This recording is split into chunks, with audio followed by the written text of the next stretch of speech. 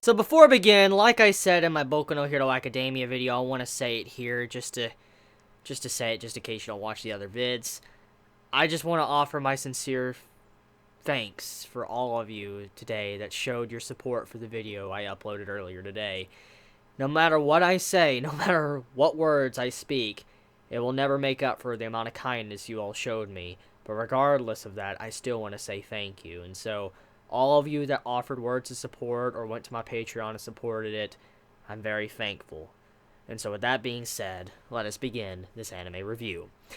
So, the latest episode of Recreators, all I could say is Altair is straight broken. Like, we knew she was broken, but like, oh my god, like she is beyond broken. Like, her level of brokenness is like at the level of like how Madara was broken in Naruto. If you ever watched Naruto or read Naruto, you most likely know the big debate around Madara and like how Kishimoto didn't really know how to deal with Madara and how to get rid of him because he was just so broken as a character. He was just so OP that no one could really stand up to him, and it was a really complicated issue for Kishimoto to get around because it's like, how do I write this character's defeat? Like, how do I get rid of this character? Because he's so powerful, it wouldn't make sense if I just said, oh, he was defeated or something. It would need to make sense within the story.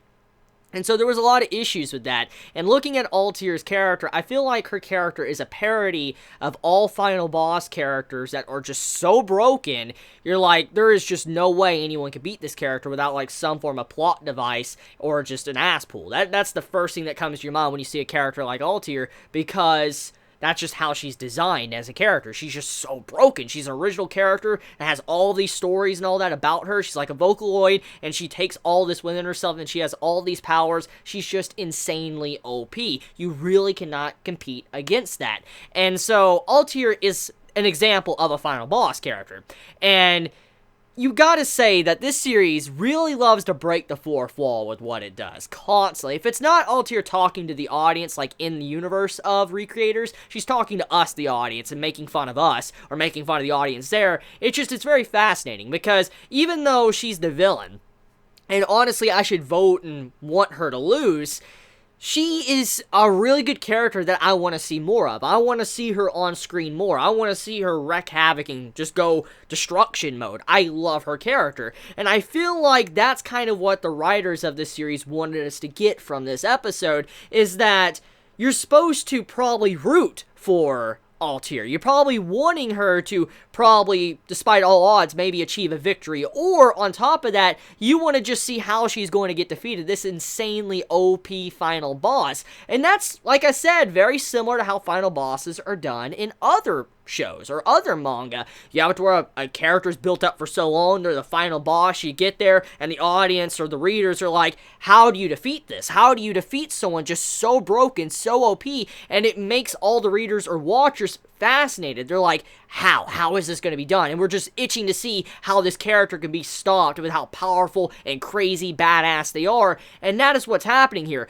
You have to where Altair, she is gaining a massive fan base because of just how crazy she is. It's very similar, like I said, to Final Boss fan bases. People are just sitting back and are like, either you want her to win, or you're like, just, how far can she go? How broken is she? How crazy is her power? What is the limits of her power? And so that is probably most of the audience while watching this episode. Us, the audience, but also the audience in the universe of Recreators. And like I said, this series is meta. It straight up breaks fourth wall, and it's so meta. It literally sticks true to what should be meta. And when you see this episode, and you see how Setsuna pops up at the end, it was to be expected. That is something all of us expected. Let's just be completely honest. We expected Setsuna to probably come back to handle Altair. That was a big thing we all saw coming. We saw that coming from a mile away. You would have to not have been paying attention at all to the story to have missed the fact that Setsuna most likely was going to come back, especially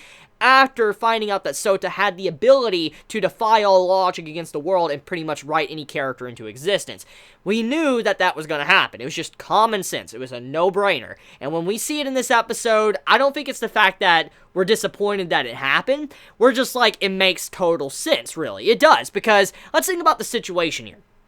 You have to Altair, she's this OP final boss.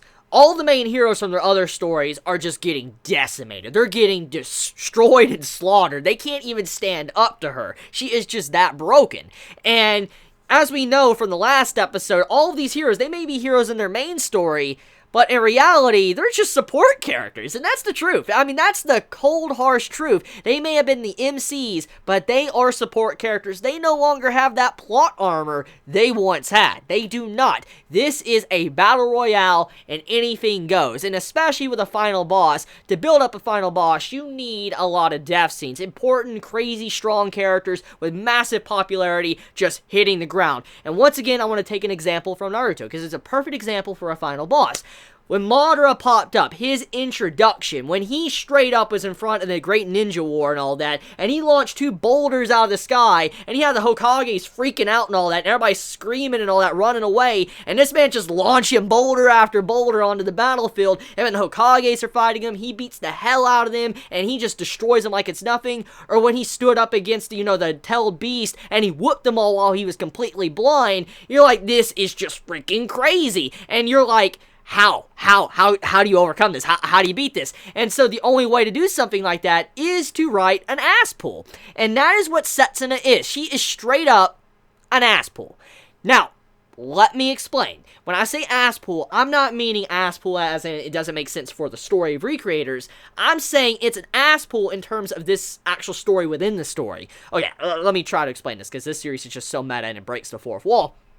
So basically, we as the watchers, I was going to say readers, we as the watchers of this series, we knew Setsuna has been foreshadowed and built up to pop back up again. The actual foreshadowing has been there. And even in this episode, it was implied that they're very aware of foreshadowing. They're like, oh, the serious character and all that, she was, foreshadowed in, the chapters and stuff, which implies that they're aware of foreshadowing. Or, the actual writers of the series of Recreators is aware of foreshadowing. And it's technically been foreshadowed that Setsuna would come back. So we cannot call that an ass pull, like it came out of nowhere. But within the story of what's going on, that's falling around Altair and what the audience in the universe of Recreators is watching, that is considered an ass pull. Because Setsuna is like coming out of nowhere, and the audience are gonna be like what? Like, they're gonna be like, what? And this is what could happen. It could go either way. Either the audience is not gonna like Setsuna because she's just straight up bullshit, like, okay, this is just like, it makes no sense, or the audience is gonna completely support it. Now, regardless of whatever direction it goes, it's going to have a major impact on the conclusion of the story in the universe of Recreators. But let's just say it does work. Setsuna does work, and, she's able to talk some sense to Altair. What this does is, it grounds Altair's character with a backstory. As we know, one of the biggest strengths that Altair has as a character within Recreators is that she is an original character. She is someone that doesn't have a creator. She is someone that's very free. She has no boundaries. She can do anything she wants because nothing holds her back. She even states this in the episode. And now with a backstory popping up, like, this is normal actually in stories. You have to where the final boss, like the villain or whatever, gets a quick flashback or a backstory reveal right before they're defeated. And that's what's happening here. And with this backstory, it establishes what type of character she is and why she is like she is. And so the audience is most likely going to accept this backstory, and that would mean that Altair will be more restricted. She will no longer be able to do what she once did, because anything from the past, like the other stories that conflict with this backstory, will no longer be available to her when it comes to her powers. So this is what this is trying to do. This is the good thing about it, is that if this is accepted by the audience, she now is technically an official character. She is now grounded with a story. She can no longer edit her origin. This is who she is. And that is what's most likely going to happen here. And then on top of that as well, I highly doubt Altair is willing to go out of her way and just completely destroy Setsuna. Regardless if Setsuna is her creator, I don't think she'll destroy her. And it's kind of funny when you think about it, that the creator became the created. I mean, think about it. I mean, Setsuna was the creator of Altair, but then she was created by Sota. And so it's like the creator was created. It's weird when you think about it like that. Just think about that. It's really, really weird. But, Basically, that's what's happening here. I believe Setsuna is going to talk some sense into Altair, or Altair is going to even have more reason to want to destroy the world thanks to this, because seeing how her creator was just created like that, it just shows that, you know, humanity has not learned their lesson at all. Like, they continue to make things and just ruin things or make things upsetting. That's basically what's happening here. I could see this pushing Altair either over the edge to where she's just completely insane and she just wants to get rid of everything, or she actually accepts this and there's some form of redemption for her. That is a possibility. Judging by how the audience is, this is probably a couple directions it could go. Either the audience is waiting for her to be defeated completely, the great evil that is Altair, or they want her to have a redemption. They want her to be redeemed as a person, as a character, and allow her to be happy. That's probably what a lot of the audience wants. They don't want to see her suffer, and honestly, I'm on that side. I would like to see Altair have a good ending and happy ending and be able to, you know, be happy with her remaining life or whatever, because she's been corrupted and she's had a horrible life, and what happened to her creator, it makes sense why she'd be like she is and why she would despise everything. And so if she does, you know, have a redemption story, it'd make me very happy. And so I'm probably with the majority of the audience when it comes to that.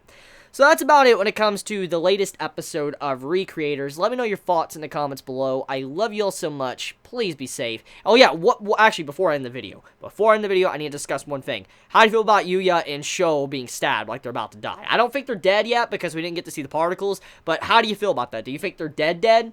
Let me know your thoughts in the comments below. Please be safe. Chibi out.